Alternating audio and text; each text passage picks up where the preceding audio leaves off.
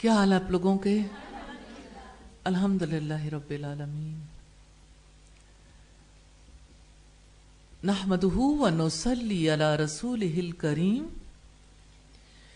اما بعد فاعوذ باللہ من الشیطان الرجیم، بسم اللہ الرحمن الرحیم، رب اشرح لی صدری ویسر لی امری واحلل عقدۃ من لسانی یفقہوا قولی۔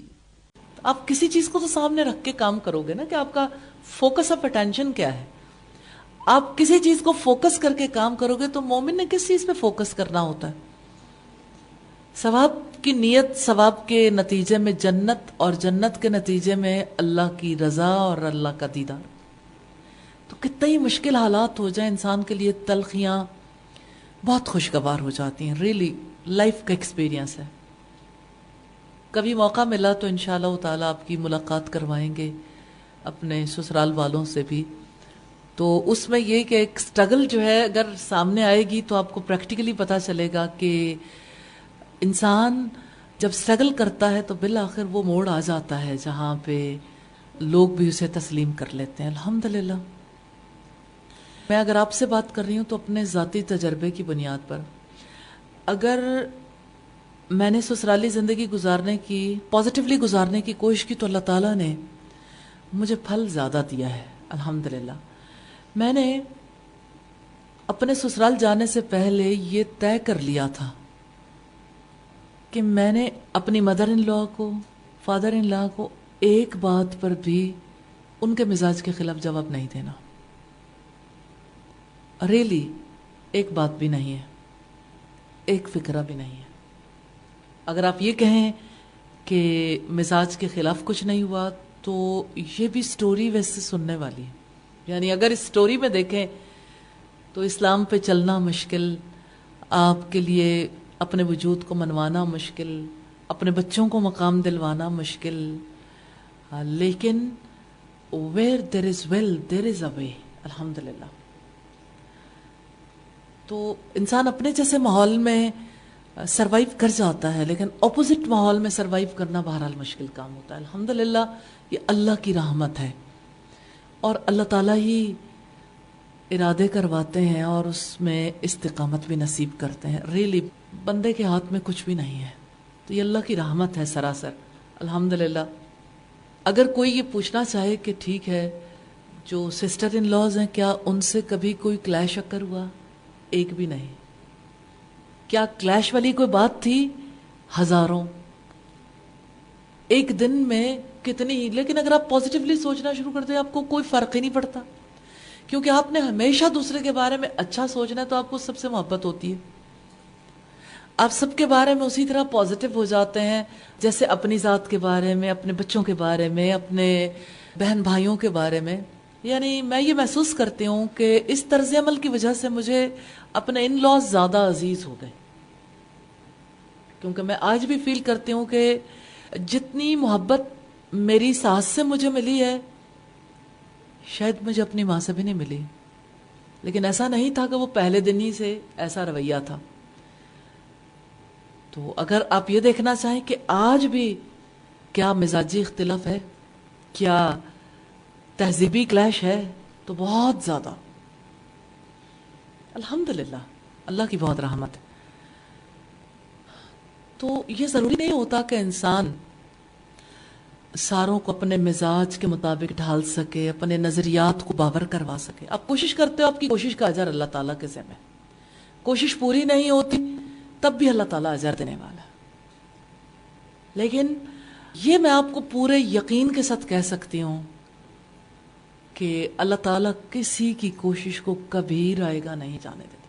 ان اللہ لا یضیع اجر المحسنین، اللہ کبھی احسان کرنے والوں کا اجر ضائع نہیں کرتا، الحمدللہ۔ تو آپ نے اللہ پر اعتماد کرتے ہوئے خالص رہنا ہے، کھوٹے نہیں بننا۔ سسرال جا کے لڑکیاں کھوٹی ہو جاتی ہیں، دین پڑھتی ہیں، دین پہ عمل بھی کرتی ہیں، دینی معاملات میں ان کا رویہ اور ہوتا ہے، لیکن رشتوں میں کھوٹی ہو جاتی ہیں، کیونکہ دل میں کچھ اور ہوتا ہے، زبان پہ کچھ اور ہوتا ہے. تو ہم جس موضوع پر بات کر رہے ہیں مسلسل، وہ یہ ہے کہ دل میں برا نہیں رکھنا، دل میں برائی نہیں رکھنی. تو ظاہر ہے کہ زبان پہ برائی کہاں سے آئے گی؟ دل کے توسط سے آئے گی نا. تو جب دل میں برائی نہیں رکھیں گے تو انشاءاللہ زبان پہ بھی نہیں آئے گی، اور انشاءاللہ جیسچرز میں بھی وہ چیز نہیں آئے گی. پھر آپ دیکھیے کہ ایک چیز اور ہے سسرالی زندگی میں کامیاب بنانے والی، سسرال کے گھر کو اپنا لینا، ان کے مسائل کو اپنا مسئلہ سمجھنا. لیکن یہ کبھی توقع نہ رکھنا کہ آپ کے مسئلے کو کوئی اپنا لے گا.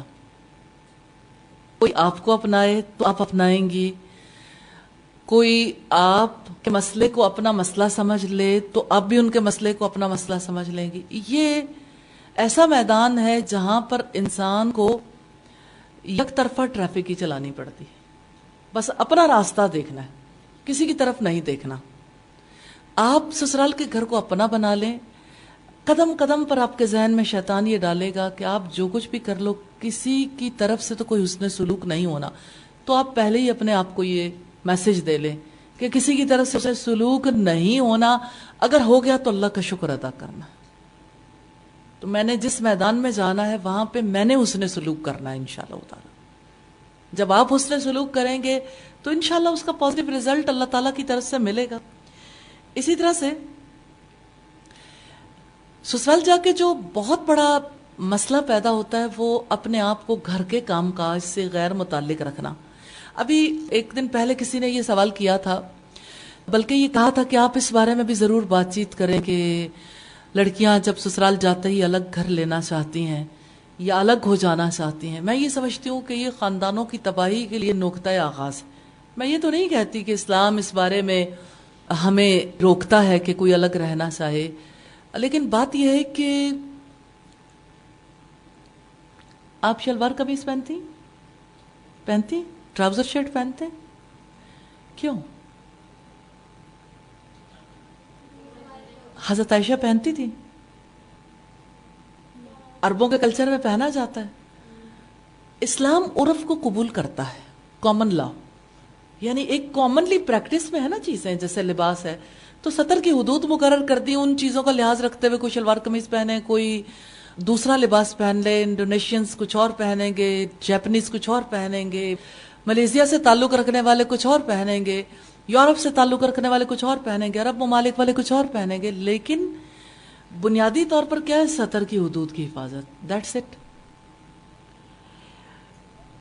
دیت کا معاملہ جب پیش آیا تو نبی صلی اللہ علیہ وسلم نے عربوں کے مقبول قانون کو ہی اڈاپٹ کر لیا، یعنی جو رائج العام تھا. تو ایسی بات نہیں ہے کہ رائج العام چیزوں کو قبول نہیں کیا جا سکتا. ٹھیک ہے، پرائیویسی تو اپنی ہونی چاہیے، لیکن اور پرائیویسی کو ڈسٹرب کرنے کی وجہ سے یا ڈسٹربنس محسوس کرنے کی وجہ سے بہت سے اختلافات پیدا ہوتے ہیں. لیکن بات یہ ہے کہ یہ چیزیں تو رشتہ کرنے سے پہلے سوچنی چاہیے کہ رشتے کی بنیاد، اللہ کے رسول نے کتنی پیاری بات ارشاد فرمائی کہ 4 چیزیں جس کی بنیاد پر رشتے کیے جاتے ہیں: حسب نسب، مال، جمال اور دینداری. تم دینداری کو ترجیح دینا. تو دینداری کو جب ترجیح نہیں دیتے ماں باپ تو اس کی وجہ سے بچیوں کے لیے مسائل پیدا ہو جاتے ہیں. اب بات یہ ہے کہ کوئی دیندار گھرانے میں گیا یا غیر دیندار میں، اب تو ایک سچویشن ہے نا کہ اس سچویشن میں کیا کرنا ہے. تو اس سچویشن میں اس اصول پر کبھی عمل نہیں کرنا، وَيَقْتَوُونَ مَا أَمَرَ اللَّهُ بِهِ أَن يُوصَلَ، کہ اس رشتے کو کاٹ ڈالتے ہیں جس کو جوڑنے کا اللہ نے حکم دیا. جو لڑکی سسرال پہنچتی ہے اس کا دل چاہتا ہے سب سے پہلے میں لڑکے کو ماں سے کاٹ دوں، کیونکہ ماں محبت کرتی ہے اور اس کو برداشت نہیں ہوتا. وہ سمجھتی ہے کہ میری محبت حق ہے، میں اس میدان میں اکیلی کھیلوں. تو جو پہلے کی محبت ہیں وہ کہاں جائیں؟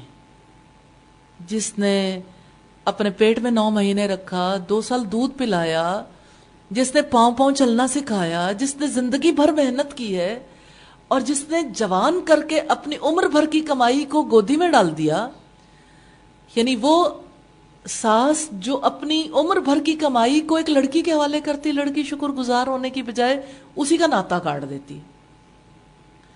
یہ سب سے زیادہ تکلیف دہ عمل ہے. تو لڑکی، ایک مسلمان لڑکی کو، ایک مومنہ کو سب سے پہلے یہ تسلیم کرنا چاہیے کہ جس کے ساتھ میرا رشتہ ہے اس کے اور بھی بہت سے رشتے ہیں، اور ان رشتوں کے بارے میں اسلام کا کیا حکم ہے. اور کتنی پیاری بات ہے جو حضرت عائشہ کی حدیث سے ہمیں ملتی ہے. انہوں نے رسول اللہ صلی اللہ علیہ وسلم سے سوال کیا تھا کہ اللہ کے رسول، ایک عورت پر سب سے زیادہ حق کس کا ہے؟ کاش آج کی مسلمان بیٹیاں، مائیں، سبھی یہ بات سمجھ جائیں، آج کے مسلمان مرد بھی یہ بات سمجھ جائیں. آپ نے فرمایا اس کے شوہر کا. رشتوں کی تقسیم ہے نا کہ ایک لڑکی پر سب سے زیادہ حق اس کے شوہر کا ہے. سیدہ نے پوچھا یہ بتائیے کہ ایک مرد پر سب سے زیادہ حق کس کا؟ آپ نے فرمایا اس کی ماں کا. اور مجھے یہ بتائیے سسرالی جھگڑے کا حل مل نہیں کیا؟ تسلیم کر لیں کس کس کے حقوق ہیں. بہن کا بھی حق ہے، بھائی کا بھی حق ہے لڑکے پر، باپ کا بھی حق ہے، ماں کا بھی حق ہے، دوسرے رشتہ دار بھی ہیں. تو صلہ رحمی کرنی ہے، سسرال میں جا کے قطع رحمی نہیں کرنی. اور یہ قطع رحمی ہے کہ لڑکے پر صرف اپنا حق تسلیم کر لیا جائے اور باقی لوگوں کو دشمن سمجھا جائے. اب آپ دیکھیں، پہلے لڑکے پر اپنا حق سمجھ کر لڑکے کے مال کو اپنا بنا لیا. اب سوچیں ذرا، سسرال کو اپنا سمجھنے کا یا لڑکے کو اپنا سمجھنے کا، مرد کو اپنا سمجھنے کا مطلب یہ تھوڑی ہوتا ہے کہ مرد کا مال میرا مال اور میرا مال میرا مال.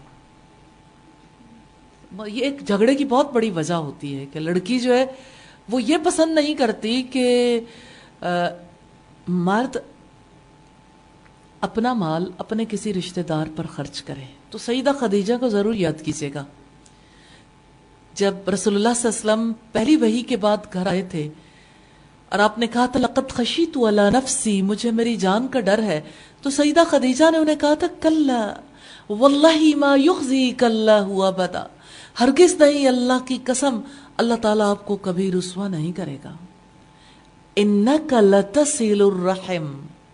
رسول اللہ کی شخصیت کے بارے میں کتنا بڑا کمنٹ ہے. آپ تو صلہ رحمی کرتے ہیں، رشتے جوڑتے ہیں. سبحان اللہ، آپ نے بھی صلہ رحمی کرنی ہے، ان رشتوں کو جوڑنا ہے انشاءاللہ، رشتوں کو توڑنا نہیں ہے. اور اس بات پر یقین رکھنا ہے کہ رزق تو اللہ نے دینا ہے. آپ اپنا حق طلب کر سکتی ہیں، لیکن آپ کا حق بھی آپ کو آپ کے رب نے دلوانا ہے. جو آپ کے نصیب میں لکھا ہے وہ آپ کو مل کے رہے گا، اور جو چیز آپ کے نصیب میں نہیں اس کے لیے آپ کتنی تگ و دو کر لیں، سوائے تلخی کے کچھ بھی ہاتھ نہیں آئے گا یا رشتہ ٹوٹ جانے کے. اس وجہ سے یہ دیکھیں کہ سسرال میں رہنے کے امکانات کیسے پیدا ہو سکتے ہیں. آپ کے پاس الگ روم ہے، الحمدللہ، ایک کمرہ بھی بہت ہے. یہ سوچ ہے جو آپ کو بسائے گی. اس کمرے میں سارے لوگوں کا عمل دخل رہتا ہے، اپنے آپ کو میسج دیں، فوراً سب کچھ ٹھیک نہیں ہو سکتا، کیونکہ سب لوگ آپس میں ایک دوسرے سے محبت کرتے ہیں. منانا بہت مشکل ہے اپنے آپ کو، اپنی پرائیویسی کو ڈسٹرب کرواتے رہنا. تو آپ پرائیویسی کے چکر میں زیادہ کمرے میں رہیں ہی نہیں، کچن میں رہیں، گھر میں رہیں، اور جگہوں پہ تو آپ کو فیلنگ ہی نہیں ہوگی. گھر والوں کے درمیان رہیں، اس طرح سے آپ کو پرائیویسی کی زیادہ ضرورت فیل نہیں ہوگی. جب لڑکیاں کاموں سے غیر متعلق رہتی ہیں تو اس کی وجہ سے انہیں پرائیویسی کی ضرورت ہوتی ہے، جہاں رہ کے وہ اپنی بیکاری کا وقت گزار سکیں معذرت کے ساتھ. تو اب جن لوگوں کو عادت پڑی ہوئی ہے سارا وقت فیس بک دیکھنے کی، سارا وقت میسیجنگ کی، فون کالز لینے کی، تو ظاہر ہے سب کے درمیان تو بڑا مشکل ہو جاتا ہے نا. تو اس لیے پھر پناہ تلاش کرتے ہیں لوگ. تو سسرال میں جاتے ہی کچھ عرصے کے لیے تو اپنے آپ کو اپنے تعلقات سے کافی حد تک ڈسکنیکٹ کرنا بڑا ضروری ہو جاتا ہے. اس کا یہ مطلب نہیں کہ آپ رابطہ نہیں رکھیں گے، تعلق رکھیں گے، لیکن اب آپ کی نئی زندگی ہے، نیا محاذ ہے، آپ کو فیز آؤٹ ہونا ضروری ہے اس ماحول سے. جب تک آپ سمجھیں گے نہیں، آپ کا پرچہ امتحان ہے تو آپ امتحان گاہ میں ہیں، تو جب امتحان گاہ میں جاتے ہیں تو تھوڑا سا غیر متعلق نہیں ہو جاتے ماحول سے، اگر سے لوٹ کر تو آپ نے پھر ادھر ہی جانا ہے. لیکن اگر غیر متعلق نہیں رہیں گے، ابھی بھائی کا فون آیا، پھر امی کا فون آیا، خاص طور پر آپ کی والدہ کا فون آپ کے سسرال میں کلیش پیدا کرنے کا سب سے بڑا سبب ہوگا. اس کا یہ مطلب نہیں کہ آپ اپنی ماں سے کٹ جائیں گے، کٹیں گے نہیں، لیکن اس عہد کے ساتھ کہ کبھی اپنی ماں کو اپنے گھر کے حالات نہیں بتانے، کیونکہ اس کا دل بہت تکلیف میں آئے گا. کسی قسم کی تلخی شیئر نہیں کرنی، بدگمانی کے ساتھ غیبت نہیں کرنی، کیونکہ ماں اس گھر کو نہیں سنوارے گی. اب ماں کا اس گھر میں کوئی رول نہیں، اپنے گھر میں باپ کا اس گھر میں کوئی رول نہیں ہے، یہاں پر کچھ اور لوگوں کا رول ہے. یہاں اگر پیچھے ماں باپ کو بتائیں گے تو پھر وہاں پر بس نہیں پائیں گے.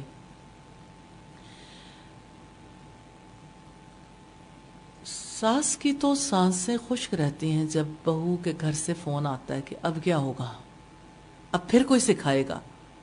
ریلی اس لیے نہیں کہ ساس برائی چاہتی ہے، نہیں، اس لیے کہ ساس کو پتا ہے کہ یہ ابھی تک رابطے تر و تازہ ہیں، جتنے رابطے تر و تازہ رہیں گے اتنا ہی زیادہ شر کے امکانات بڑھ جائیں گے.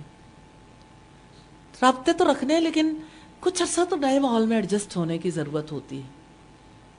تو جب نئے ماحول میں آپ ایڈجسٹ ہو جاتے ہیں تو آپ جب نئے ماحول کو قبول کر لیتے ہیں، آپ اس گھر کو اپنا لیتے ہیں اور آپ یہ کہتے ہیں یہ میرا گھر ہے، تو ہمیں اپنے گھر میں یوں کرنا ہے، یا میرا گھر ایسا ہے، تو اس میں پھر آپ کی ایک پارٹی ہو جاتی ہے نا، اور آپ کا میکا جو ہے دوسری پارٹی ہو گیا. جب تک یہ والا سچویشن نہیں آتی کسی کی اگزامپل کوٹ نہ کریں.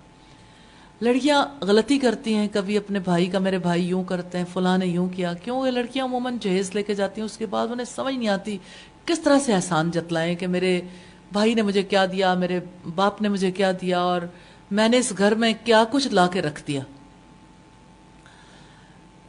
تو یہ جہیز کو ہی سب کچھ سمجھنے والی لڑکیاں اس وقت پہ، اس موقع پہ عموماً بہت زیادہ غلط فہمی کا شکار ہو جاتی ہیں کہ شاید لکڑیوں سے، دھاتوں سے، اور شیشے اور چینی کے برتنوں سے اور چیتڑوں سے گھر بسے گا، یا لوگ اس کی ویلیو یا اس کی عظمت کو سلام کریں گے. ان میں سے کوئی چیز گھر بسانے والی نہیں ہے، یہ صرف ضروریات ہیں، اور اسے اسی حد تک ہونا چاہیے جہاں تک ضروریات ہے، بوجھ بھی نہیں ہونا چاہیے. یہ اسلام کا موقف. ہم کسی اور موقع پر اس بارے میں بات چیت کریں گے انشاءاللہ. لیکن اس بنیاد پر اپنی برتری قائم کرنا درست نہیں ہے. اور زیادہ تواضع، ان تمام چیزوں پر سب کا حق تسلیم کر لیں. اور بہت پیاری بات جو رسول اللہ نے ارشاد فرمائی، سسرال میں بہت نفع مند، تہادو تحابو. اگرچہ حدیث تو یہ کہتی ہے کہ آپس میں ہدیے کا لین دین کرو، آپس میں محبت ہو جائے گی، لیکن آپ توقع نہ رکھنا کہ کوئی آپ کو تحفہ دے گا. اگر مل جائے تو بہت خوش ہونا، اس پر ان کا شکریہ بھی ادا کرنا، لیکن توقع نہیں رکھنی. وہ غالب نے کہا نا، جب توقع ہی اٹھ گئی غالب، کیا کسی کا گلہ کرے کوئی. توقع نہیں رکھنی، کیونکہ توقعات انسان کو خراب کرتی ہیں. میرے والد نے مجھے نصیحت کی تھی کہ جب آپ کے دل میں کسی کے بارے میں میل آنے لگے، آپ فیل کرو کسی کے جسچر سے یا کسی کی زبان سے کہی ہوئی بات سے یا کسی اور رویے سے کہ اسے آپ پر غصہ ہے یا وہ کچھ ناراض ہے، تو تحفہ بھجوا دینا. ریئلی اس چیز نے مجھے بہت فائدہ دیا. اور پھر انسان دیکھتا بھی ہے کہ کسی کی کیا پسند ہے، اور ایسے موقع پہ اظہار بھی کرنا چاہیے کہ آپ کو فلاں چیز پسند ہے تو وہ میں نے آپ کے لیے بنائی ہے. تو ایک میسج ہے نا کہ آپ کی پسند میرے لیے زیادہ اہمیت رکھتی ہے. تو یہ میسیجز ہر وقت دینے، غیر محسوس، یہ ڈائریکٹ میسیجز نہیں دینے، انڈائریکٹ، جیسے آپ چاہیں. آپ بتائیے کیسے ہونا چاہیے، اپنی رائے پر دوسرے کی رائے کو ترجیح دیتے ہیں. اور اسی طرح سے اگر آپ دیکھیے تو یعنی جب آپ تحائف کا تبادلہ کرتے ہیں، جب آپ دوسرے کو پریفرنس دیتے ہیں، جب دوسروں کی ضروریات کا خیال کرتے ہیں، جب اپنے آرام پر دوسرے کے آرام کو ترجیح دیتے ہیں، تو بہرحال آپ کی آہستہ آہستہ دلوں میں جگہ بننی شروع ہو جاتی ہے اللہ کے فضل و کرم سے. محبت ہے تو اللہ تعالیٰ ہی دیتا. پھر آپ یہ دیکھیے کہ خدمت انسان کو بہت آگے لے جاتی ہے. میری ایک اسٹوڈنٹ کی شادی ہوئی تو شادی کے بعد جب وہ USA گئی، اب نیا ماحول، اللہ تعالیٰ کی طرف سے ماحول ایسا تھا کہ گھر والے معاشی طور پر بہت کم وسعت رکھتے تھے اور سسرال والے بے تحاشا وسعت رکھتے تھے. اب یہ ماحول کا بڑا کلیش بھی تھا، اور ظاہر ہے کہ جب انسان کے پاس بہت کچھ اللہ کا دیا نہیں ہوتا تو بہت ساری چیزیں استعمال کرنی نہیں آتی. تو ہم نے سسرال میں جانے سے پہلے انہیں کہا کہ دیکھو آپ کچھ الیکٹرانکس کا استعمال سیکھ لو، آپ کو مشینری جو چلانی نہیں آتی کوئی حرج کی بات نہیں، ان چیزوں کو سیکھ لو تاکہ آپ کے سسرال والوں کو تکلیف نہ ہو. اس کا سبب یہ نہیں تھا کہ برتری ثابت کریں، کہ سسرال والے آپ کے بارے میں ہر بات پہ تکلیف میں مبتلا نہ ہو جائیں کہ لڑکی کو کچھ پتا نہیں دنیا کا. تو آپ امیجن کریں گے کہ واشنگ مشین چلانی، مائکرو ویو چلانا، پھر اسی طرح سے دیگر جتنی مشینری ہے ان کو استعمال کرنا، کچن کی جتنی مشینری ہوتی ہے اس کو استعمال کرنا باقاعدہ طور پر سکھایا تاکہ سسرال والوں کو پرابلم نہ ہو. ایک ہے کام کے حوالے سے پرابلم نہیں، کام سے زیادہ وہ جو ہر کسی کے پھوڑ پن کو دیکھ کے تکلیف ہوتی رہتی ہے نا، اس کی وجہ سے ماحول بڑا خراب ہو جاتا ہے. تو جو لڑکیاں پھوڑ کی پھوڑ ہی سسرال میں جا پہنچتی ہیں، نہ کھانا بنانے کا پتہ ہے. اچھا آپ دیکھیں، کھانا بنانے کا پتہ نہیں نا، فخر کس بات پہ سمجھا جاتا ہے. مجھے اتنی زیادہ تکلیف ہوتی جو لڑکی یہ کہتی ہے نا پنک دال اور یلو دال، تو دل چاہتا ہے زمین کے اوپر نہ دکھیں. ساری زندگی گزر گئی، دال کا نام بھی نہیں آیا. اور خاص طور پر جو لوگ زیادہ دال کھاتے ہیں وہی زیادہ پنک دال اور یلو دال کہتے ہیں. اچھا کسی سے پوچھ لو کہ اچھا فلاں کام آتا ہے، ہم نے کبھی کام ہی نہیں کیا. اب آپ سوچیں، ایک مزدور کی بیٹی بھی یہی کہتی ہے، ایک کارپینٹر کی بیٹی بھی کہتی ہے، اور ایک مالدار ترین انسان کی بھی بیٹی یہی کہتی ہے کہ ہم نے کبھی کام نہیں کیا. کی بھی بیٹی اس زندگی پر سدا ہی افسوس کرتے رہے جس زندگی میں اپنے آپ کو بیکاری بنایا. مجھے لگتا ہے بیکاری کے ساتھ بھکاری پن بھی ہے، کیونکہ جو بیکار ہوتا ہے وہ بھکاری بھی ہوتا ہے، کیونکہ اس بھکاری کے لیے کپڑے بھی کوئی اور واش کر رہا ہے، اس بھکاری کے لیے کھانا بھی کوئی اور بنا رہا ہے، اس بھکاری کے لیے باقی کام بھی کوئی اور ہی کر رہا ہے. اللہ کے رسول صلی اللہ علیہ وسلم نے فرمایا الید العلیٰ خیر من الید السفلی، اوپر والا ہاتھ نیچے والے ہاتھ سے بہتر ہے.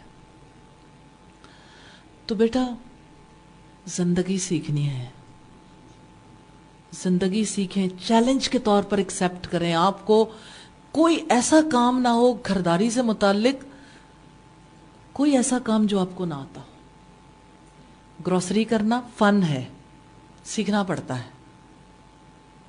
گروسری ایک دلچسپ کام ہے لیکن ریئلی ڈیسیژنز نہیں ہوتے. میں نے دیکھا ہے لڑکیاں لا پڑھ رہی ہیں، لا میں لاجک دی جاتی ہے نا، کیسز کو سمجھا جاتا ہے، اور لڑکیاں جو ہے میڈیکل پڑھ رہی ہیں، انجینئرنگ پڑھ رہی ہیں، ڈیسیژن نہیں ہوتا. ہر وقت ونڈو شاپنگ کرنے والی لڑکیاں ڈیسیژن کہاں سے کریں؟ کہ یوں ہی جو مارکیٹ جاتی ہیں کھیلنے کودنے، گپ شپ کرنے، کھانے پینے، تو انہیں کیا پتا کہ خریداری کیسے کرتے ہیں اور بجٹ کے اندر کیسے کرتے ہیں. آپ لوگوں میں سے کتنے لوگ ہیں جن کو بجٹ بنانا آتا ہے؟ ریئلی ایک گھر کا بجٹ صحیح بجٹ بنانا سیکھیے. اگر بجٹ نہیں بنانا آتا، دیکھیں ایک امیر گرانے کا بجٹ اور ہے، متوسط کا اور ہے، غریب گرانے کا اور ہے. آپ کم آمدنی میں گزارا کرنے کا بجٹ بھی بنائے. اگر آپ کو کم آمدنی کا بجٹ نہیں آتا تو اس کا مطلب ہے آپ کو بجٹ نہیں آتا، پھر آپ اپنے ایکسپینسز کو کنٹرول نہیں کر سکو گے نا. اور ضروری نہیں کہ سسرال جا کے آپ کو بجٹ بنانا پڑے، ہو سکتا ہے آپ کی بجٹ بنانے کی باری کئی سال کے بعد آئے.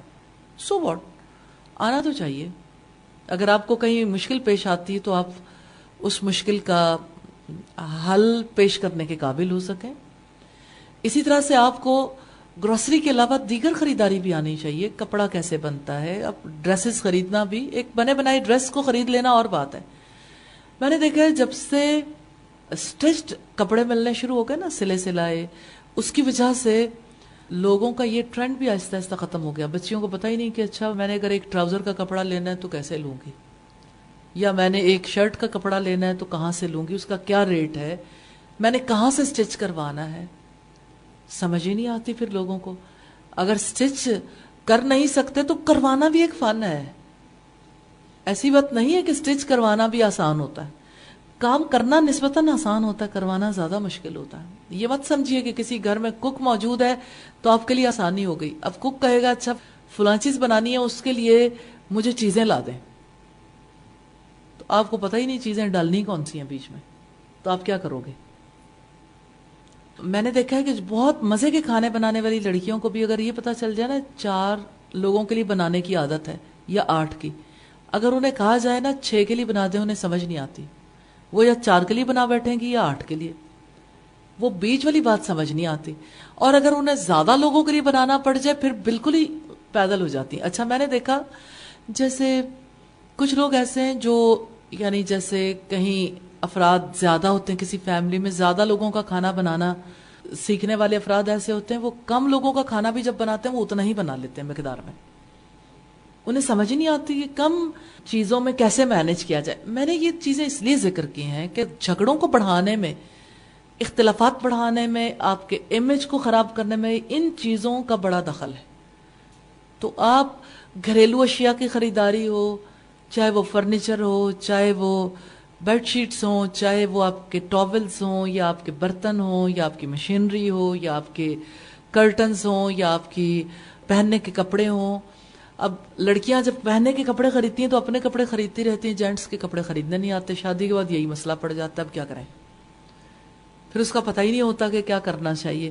عین شادی کے موقع پہ کتنے ہی لوگ پریشان ہوتے ہیں، لڑکے کو کیا تحفہ دیں. لڑکی کہتی ہے مجھے پتہ ہی نہیں لڑکے کے استعمال میں کون کون سی چیزیں آتی ہیں، غور ہی نہیں کیا. بہت سے لوگ ایسے ہوتے ہیں کہ جو اتنی نادانی سے زندگی گزارتے ہیں، صرف اپنی ذات کے کنویں میں بند. جب سسرال میں جا پہنچتے ہیں تو انہیں سمجھ ہی نہیں آتی دوسروں کی بھی کوئی ضروریات ہیں اور ان کو کیسے پورا کرنا. اس لیے ان سارے امور کا سیکھنا بہت ضروری ہے تاکہ گھر ٹوٹنے سے بچ سکیں. گھریلو ذمہ داریوں کو ادا کرنا، رشتوں کو نبھانا سیکھنا، اور اسی طرح سے ہر کام کوالٹی سے کرنا. کوالٹی والا کام جو ہوتا ہے اس میں کاسٹ افیکٹو بھی ہوتا ہے. وہ کوالٹی والا کام کاسٹ افیکٹو بھی ہوتا ہے. کاسٹ افیکٹو ہونے کا مطلب یہ کہ جس پہ خرچ کم آئے، اور دوسری طرف یہ ہے کہ وہ کام جو ہے وہ اپنی حیت اور حیثیت کے اعتبار سے بھی اچھا ہوتا ہے. مثال کے طور پر کھانا ہے تو کھانا ظاہر میں بھی اچھا دکھے اور اس کی اندر کی یعنی اس کا ٹیسٹ بھی اچھا ہو، اس کی کوالٹی اچھی ہو. اور اسی طرح سے گھر کے دیگر معاملات ہیں. تو کوالٹی جو ہے وہ رشتوں میں بھی ہوتی ہے. رشتے بھی کوالٹی کے لیول پر لانے چاہیے نا. رشتہ داری میں بھی ہر آنے والے دن میں رشتے کو مضبوط کرنے کی کوشش کرنی چاہیے. اب ایسا ہو سکتا ہے کہ آپ ظاہری تعلقات تو اچھے رکھ لیں لیکن آپ کو گاڑھے رشتے بنانے نہ آئیں، رشتے مضبوط بنانے نہ آئیں. جس سوسائٹی میں گاڑھے رشتوں کا تعلق صرف دودھ سے باندھ دیا جائے، وہاں لوگوں کو کیا پتا چلے کہ گاڑھے رشتے دودھ سے نہیں بلکہ بنانے سے ہی بنتے ہیں. تو گاڑھے رشتے بنانے کے لیے آپ کا ارادہ ہوگا، آپ نے سیکھا ہوگا تو آپ انشاءاللہ تعالی گاڑھے رشتے بنانے کے قابل ہو جائیں گے. یہ ساری باتیں جو ہے بنیاد ہیں بیسیکلی، کہ آپ اپنے مسکنسیپشنز کو دور کر لیں اور آپ اپنے صحیح تصورات کو ذہن میں رکھ لیں تاکہ آپ کے لیے رشتہ نبھانا آسان ہو جائے، گھر بچانا آسان ہو جائے. ٹوٹی ہوئی چیزیں تو کسی کو اچھی نہیں لگتی، چاہے دل ٹوٹا ہوا ہو یا گلاس ٹوٹا ہوا ہو یا برتن ٹوٹا ہوا ہو یا گھر ٹوٹا ہوا ہو. کل مجھے کسی نے ایک کلپ بھیجا شام کے بارے میں، تو اس میں دو صورتیں دکھائی گئی، ایک شام وار سے پہلے اور ایک وار کے بعد. ہر جگہ کی ایک پکچر. اس قدر دل دکھا دینے والی تصویریں تھیں کہ کتنا خوبصورت خوشبوؤں میں اور رنگوں میں بسا ہوا شام آج لہو میں نہا گیا ہے. آپ بیرونی جنگ سے تو متاثر ہوتے ہیں لیکن اندرونی جنگ میں کسی کو تمناؤں کا، آرزوؤں کا لہو نظر نہیں آتا. اپنی تمنا کا لہو تو نظر آ جاتا ہے، ساس کی تمناؤں کا لہو نظر نہیں آتا، رشتہ داروں کی تمناؤں کا لہو نظر نہیں آتا. اس لیے اپنی ذات سے باہر نکلنا ہے. ذات کا قیدی بننے والی لڑکی سسرال میں نباہ نہیں کر سکتی. اسی طرح سے آپ دیکھیں کہ جیسے آپ نے کاموں سے غیر متعلق نہیں رکھنا تو کام سیکھنے ہیں، اگر افراد سے غیر متعلق نہیں رکھنا، اپنے آپ کو رشتے گاڑھے بنانے ہیں تو پھر رشتے نبھانے والے کام بھی کرنے ہیں. اور آپ دیکھیں تعلقات کو بہتر بنانے کے لیے رسول اللہ نے 2 گر بتائے. کیا آپ مجھے بتائیں گے وہ کون سے گر ہیں؟ جی، سلام کرنا اور کھانا کھلانا. اب آپ دیکھیں کہ عام طور پر سسرال والوں کو سب سے زیادہ تکلیف اس بات کی ہوتی ہے کہ سلام بھی نہیں کرتی، اور سلام کر لو تو جواب بھی نہیں دیتی، منہ سجائے پھرتی ہے. پتہ نہیں اندر کیا کچھ سوج گیا نا تلخیوں سے اور بدگمانیوں سے، تو اس کا اثر چہرے پر بھی تو آتا ہی ہے نا.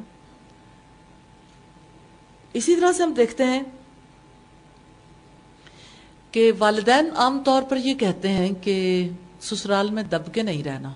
اب یہ لڑکی اس سوچ کے ساتھ جب جاتی ہے تو اس کا ہر ایکشن جو ہے وہ دراصل ایک جنگی تدبیر ہوتی ہے، اس کی وجہ سے سارے زخمی ہو جاتے ہیں، پھر بھی وہ فاتح نہیں ٹھہرتی. اقبال کہتا ہے کہ یقین محکم عمل پہ ہم محبت فاتح عالم. ریلی اس بات پر یقین کہ اللہ اور اس کے رسول نے گھروں کو ٹوٹنے سے بچانے کے لیے، گھرانوں کو پرسکون بنانے کے لیے جو اصول دیے وہی حق ہے اور میں نے انہی کو اپنانا ہے. یہ یقین محکم. اس کے بعد اگلا سٹیپ عمل پہ ہم ہے، مسلسل عمل. اور تیسری چیز محبت. محبت فاتح عالم. محبت جہان فتح کروا دیتی ہے. یہ تو سسرال ہے،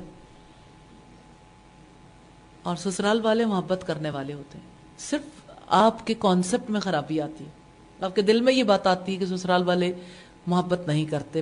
اصل میں آپ محبت نہیں کرتے، لڑکی خود محبت نہیں کرتی، وہ چاہتی مجھ سے محبت کی جائے.